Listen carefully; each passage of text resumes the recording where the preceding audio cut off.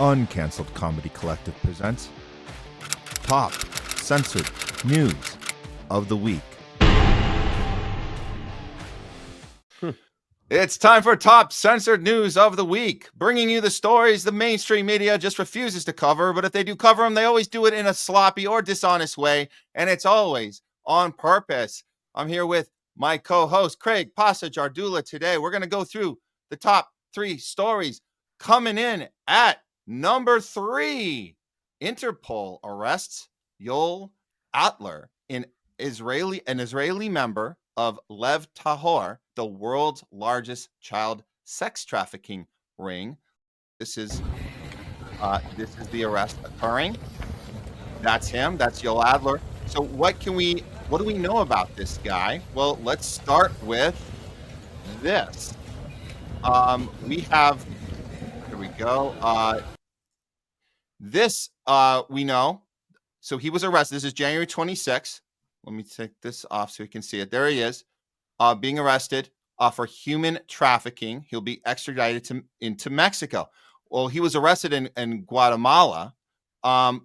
So this was a police operation. They found him. They took him out. They arrested him. They're taking him to Mexico. Well, here's the actual story. The informant reports this. In Guatemala, police arrested 35-year-old Israeli national Yoel Adler near a children's shelter. Adler, a member of the ultra-Orthodox Lev Tahor sect, is subject to an extradition order to Mexico on charges of suspected human trafficking. This arrest is part of a broader crackdown on Lev Tahor's activities following a December raid where authorities liberated 160 children from one of the sect's farms, now under state protection. And so if we go to this is believe it or not, yes, this is the same guy being arrested back in 2022. Look at that. So they already had him back in 2022, and somehow he gets back to Guatemala. And then this raid that he mentions, the informant mentions in the tweet, actually did take place. And the Times of Israel reports on this. Obviously, they leave out the part about the guy, the particular guy, because he hadn't been arrested yet. And this is the shot. It's a snapshot. There's actually a video of this too of the women and children being saved at that point. So this is the type of stuff that our mainstream will never report on. They're just not going to even report it. So unless you guys aren't watching it here or you're seeing it on your Twitter feed or something, you're not going to even know that this happened. How does this affect us? Well, it does, because we're trying to figure out why our media doesn't want to cover child sex trafficking, why we don't talk about this issue at all, why is it that an Orthodox Jew gathering of human traffickers that we have a paper trail on, that the police have a paper trail on, that we actually can do an arrest, save like 160 children and women. Why doesn't our media care about that? Just thought you guys should know this happened literally 2 days ago. Because they're owned by the Zionists. It's what we're talking about at the end of the day with RFK and Tulsi Gabbard at the end of the road. They're cucks for a Zionist, for the Zionist nation. There's nothing you can do about that. And that means they're completely compromised. They cannot be trusted. You cannot hope for them in any way, shape, or form. Once again, the Zionist nation gets away with so much, right? And it's hard to ignore their influence at this point. And it doesn't surprise me that this guy has been it won't surprise me when this guy is walking free tomorrow. You know what I'm saying? Yeah. Won't surprise me. Yeah. All right. Well, coming in at number 2, Newsom picks Casey Wasserman, who is the 2028 Olympics chair, to lead LA Fire Recovery Initiative, sparking outrage over possible, and we say that loosely, possible land grab in the works. Let's see what we're talking. This is so bizarre. Why would he put this person in charge? Well, let's see what happened here. Okay, here it is. We'll take this off here. LA Times, Newsom taps, and here's the three ones. Okay, you got Magic Johnson, who shows up whenever he's called. Right? I think he just got like a Medal of Freedom over with Hillary Clinton a few weeks ago. Yeah. Casey Wasserman, there's your guy. LA Times won't tell you about him, but they're telling this is one of the 3 people. And Mark Walter, the 3 of these people together are lead philanthropists, right? So philanthropic LA Fire Recovery Initiative. Wow, that's so interesting. Well, let's see what Twitter has to say about that. Whitney Webb. Huh, okay. Grandson of the mob upped Lou Wasserman. So he's the grandson of this guy. If you think organized crime disappeared and didn't just rebrand as philanthropy and merge with private capital, I have some books I can recommend, which is pretty funny. And then we have a follow-up here, John Peltz. I don't know. If I were the right, I would probably pick up on the story of Newsom appointing an Epstein pal. Surprised they haven't jumped on it. And then this is a shot of this guy. This is Casey Wasserman. Who's he? Craig? Who is he standing there with? That's so bizarre. Elaine, Oh Lady Elaine, which was the name of what's his name? Robert Maxwell. Robert Maxwell. Robert yes. Maxwell. You know, Yeah. and Yeah. that's Jeffrey Epstein and Ghislaine Maxwell. Jeffrey Epstein and Elaine Maxwell. Yeah, Ghislaine Maxwell, who went to jail for trafficking children to no one. Those. Wow. Yeah, that's right. Because there was no clients, right? There was no clients. Yeah. No clients. That's correct. Wow. So so there you go. What else can we find out about this guy? And again, LA Times is like they're not going to report on this, but they're announcing Casey Wasserman, a philanthropist. He happens to be the head of the LA Olympics team, also going to head the fire initiative. How does that make sense? How are those two things connected? Because Craig, I was told we were conspiracy theorists for even mentioning the Olympics when it came to cleaning up the LA fires. That's so interesting because we would put this out immediately because our city burnt down, man. We put out Smart LA 2020. Now, look, you guys don't see this at the bottom. I'm going to take the banner off. This came out in December 2020. This is the plan for LA. We've known it for many years. This is called Smart LA. So don't just take our word for it. You guys, you know what you need to do if you really want to hear it from the horse's mouth. Yep. Let's hear Gavin Newsom talk about the advice he's getting from Josh Green, the governor of Hawaii. Listen to this. I was just talking to Josh Green, the governor of down in Hawaii, who had some ideas around some land use concerns he has around speculators coming in, buying up properties, and the like. So we're already working with our legal teams to move those things forward, and we'll be presenting those in a matter of days, not just weeks. He's so excited, Craig. He's so excited. Guess who else is excited? Our local news teams right here in LA. This is the enthusiasm. He might as well be doing the shoulder thing that Newsom was doing. This is being aired right here to our people, our neighbors, our friends, our family who have lost their homes. This is how excited the local news here in LA is to know that the zoning laws have been changed. And this should help everyone because Newsom's getting this done. Listen to this. Interesting element of my conversation with Mr. Giacoletti was when he talked about the possibility of, as we start rebuilding, starting to relax some of the zoning laws, especially in a more working class neighborhood like Altadena, so that rather than putting up single family residences, especially on parcels where people might not have the wherewithal to rebuild at all, we allow developers to start putting up duplexes and apartments. In other words, increasing density, but also increasing more housing. Wow. Yeah. So let's move them to Altadena, where the people who had their houses and they were so reliant on that, they're going to get bought out for nickels on the dollar. And we want to put up, we want BlackRock to own and Blackstone to own more apartment buildings in there so they can collect rent and we have less ownership, especially for the more marginalized people in LA, where Altadena, where Black families escaped to because they weren't allowed to because of red tape, not red lines, or just the districting laws. They wouldn't allow them to live in Pasadena, so they went up the street to Altadena to buy houses and stuff there. And now you want to pretty much decimate, lower their property value and everything, and put up apartment buildings in there so people can pay rent. You know what I'm saying? And not own. Just terrible. Yeah, red zoning. Like, how can you be so excited about the idea that you're preventing people what if people did have the means to rebuild and they wanted to build their single, you won't even have a chance to do it. Even if you wanted to. How exciting.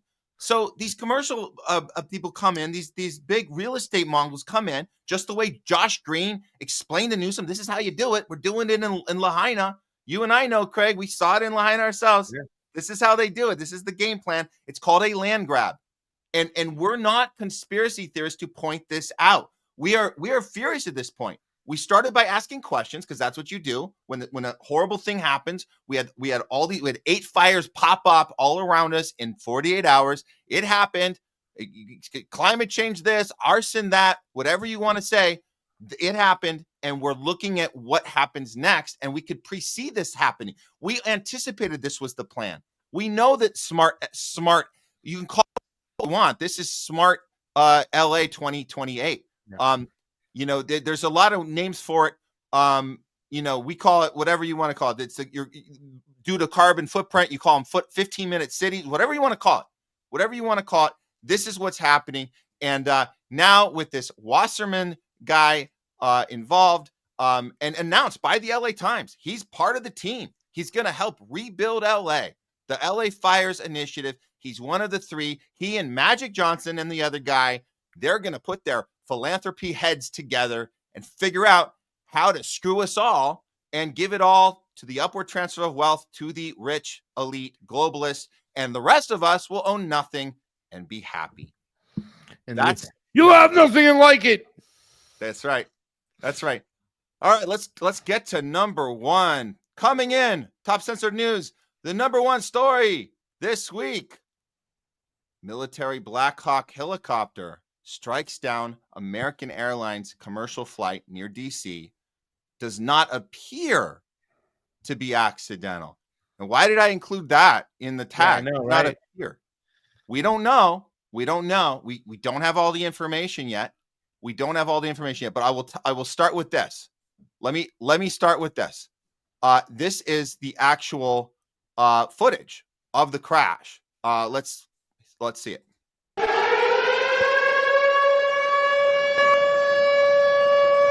Okay, so that was the little dot going in there. I'm gonna bring the volume down here. How many people were on that commercial airliner? So we had 60 people on the airliner, 60 or 64, 60 something. We don't have the exact number. There were apparently 3 people on the Black Hawk helicopter. So the total death toll, everybody has been wiped out, unfortunately. I mean, this has been going on straight through the night as far as gathering information. Here's what we do know. Sad. Oh, here we go. I got it right here. Okay. So yeah, everyone on board the American Airlines jet that collided with an Army helicopter is feared dead. All 64 people on board the American Airlines jet that collided with an Army helicopter were feared dead in what was likely to be the worst U.S. aviation disaster in almost a quarter century, officials said Thursday. They pulled 28 bodies from the icy waters in the Potomac River after the helicopter apparently flew into the path of the jet late Wednesday as it was landing. Okay, so the plane carried 60 passengers and 4 crew. So yeah, 64 on the plane. Here's what's interesting, Craig, because the wording of this, it says it's a collision and that the helicopter apparently flew into the path. But you guys saw the that video, right? I mean, like, can we just look at that one more time? It's the little dot going. It looks like it's going right into it, not the path of it. It looks like it's going right into the action. It's like striking into it. That's what it seems like in that shot. There's more to the story. Okay. And I put this at number 1 for a reason because I want to look at find out who's on that plane. That's of importance. Well, yeah, let's go to that. So we don't know all of the passengers just yet, but the ones that were reported that were of note, and I hate to say of note, like we have the same problem when you have celebrities that are dying and they go, well, why aren't you talking about all the people? We can't list all 64 people. What we can do for now, and I hope we get that list. I hope there's not somebody they're hiding from us. But here's what we do know, and this part is pretty sad. We found this out this morning that several U.S. figure skaters were on board the plane that crashed at Reagan International. They were returning from the U.S. Figure Skating Championship that was held this past weekend in Kansas. So that is terrible, terrible news that these skaters are all they had just competed figure skating championship. They were heading home and this happened to them and none of them survived. This is absolutely awful news. Terrible. But let's get into this the language here. So we say the jet ran into a helicopter. It looks like the Black Hawk came up from behind and crashed into the jet. Do I have it wrong? There's a chance of the Black Hawk military helicopter equipped with anti-collision tech crashing into a passenger jet at the most protected airport in the U.S. It's highly unlikely that it was an accident. I guess that's what he's implying. But what about this craft? What about this military vessel? What do we know about this Black Hawk vessel? Well, we know this. This is from the Aviationist, and this is from October, right before the election. They were announcing, this is Lockheed Martin. This is the actual helicopter. It's remote. It's exclusive. Executive remotely controls the Black Hawk from 300 miles away.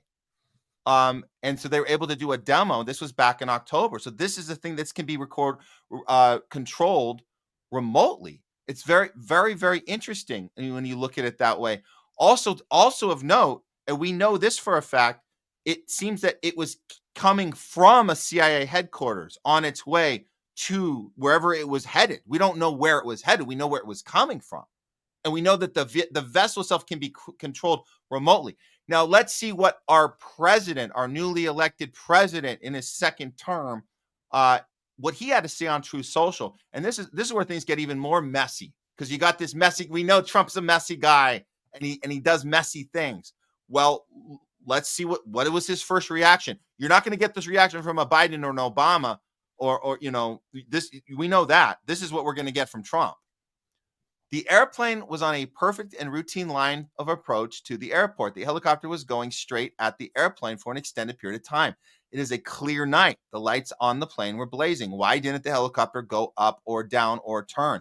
Why didn't the control tower tell the helicopter what to do instead of asking if they saw the plane? This is a bad situation that looks like it should have been prevented.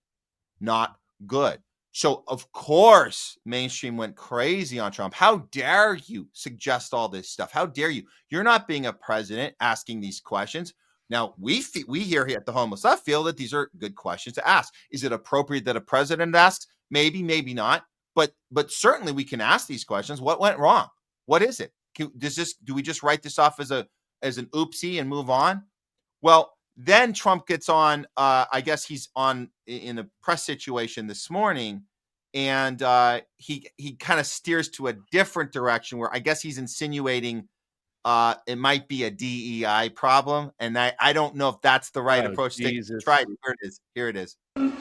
Today blamed the diversity elements, but then told us that you weren't sure that the controllers made any mistake. You then said perhaps the helicopter pilots were the ones who made the mistake. It's all under investigation. I understand that. That's why I'm trying to figure out how you can come to the conclusion right now that diversity had something to do with this crash. Because I have common sense, okay? And unfortunately, a lot of people don't. We want brilliant people doing this. This is a major chess game at the highest level. When you have 60 planes coming in during a short period of time, and they're all coming in different directions, and you're dealing with very high-level computer work and very complex computers. And one of the other things I will tell you is that the systems that were built, I was going to rebuild the entire system, and then we had an election that didn't turn out the way it should have. But they didn't build the systems properly. They spent a lot of money renovating a system, spending much more money than they would have spent if they bought a new system for air traffic controllers, meaning the computerized systems. There are certain companies that do a very good job. They didn't use those companies. They used companies that should not have been doing it.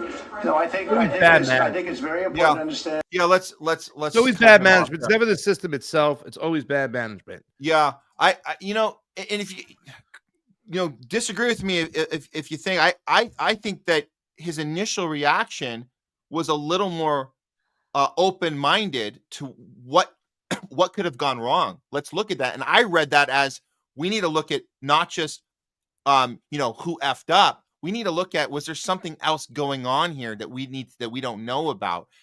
That tweet, I wasn't upset by the tweet. For him to then double down, like you said, and just make this a personnel problem, it's interesting that he cut off that part of it. Do you get a sense that it was a little different? He kind of stepped back on this, let's be open and let's look into this, versus now it sounds like he's doing this DEI thing. What do you think?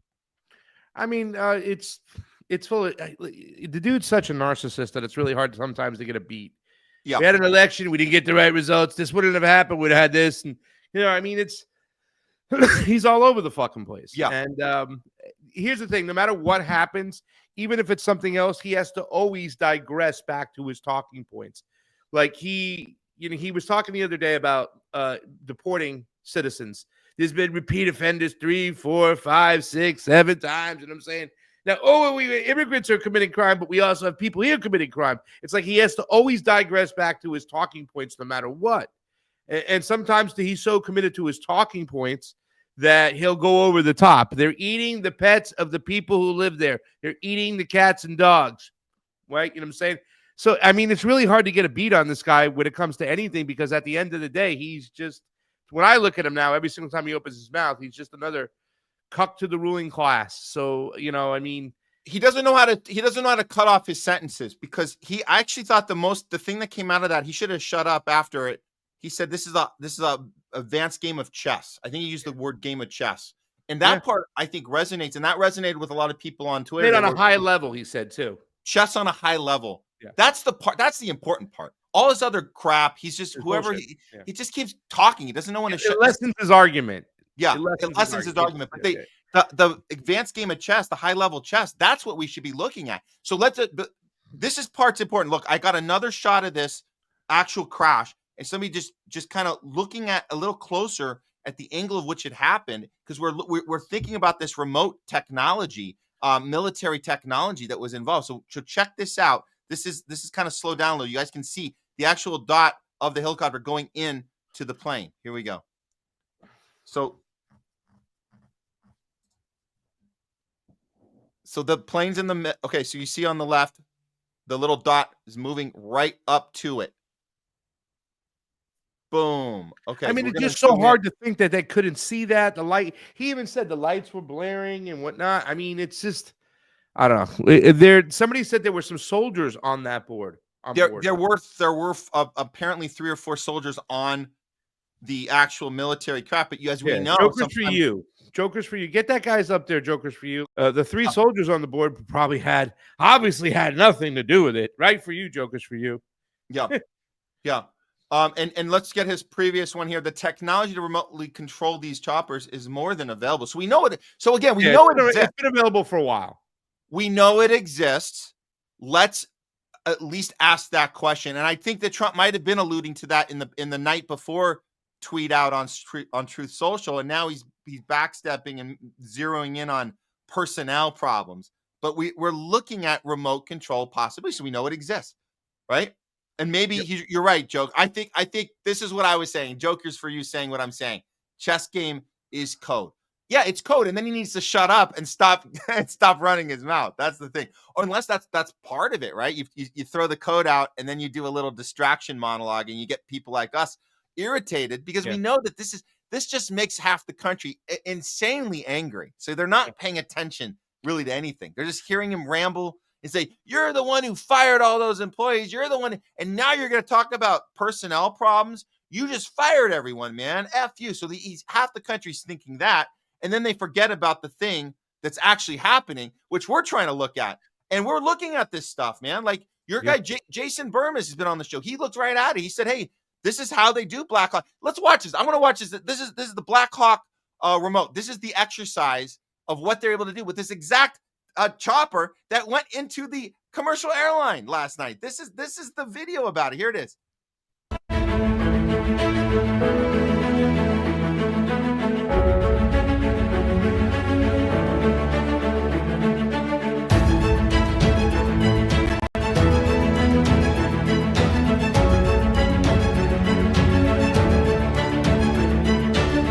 Working hand in hand with the Army to modernize Black Hawk, to incorporate new technology, new capabilities to create the Black Hawk of the future.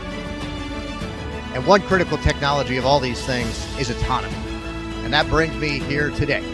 Are we really going to fly this optimally piloted autonomous Black Hawk in Connecticut from 300 miles away right here in Washington, D.C.? And the answer is a resounding yes, we're going to. Oh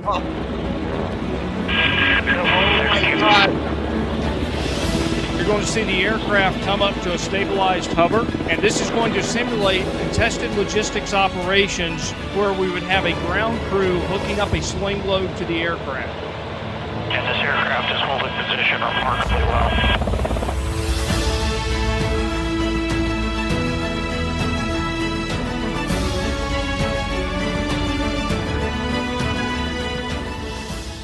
Oh my God.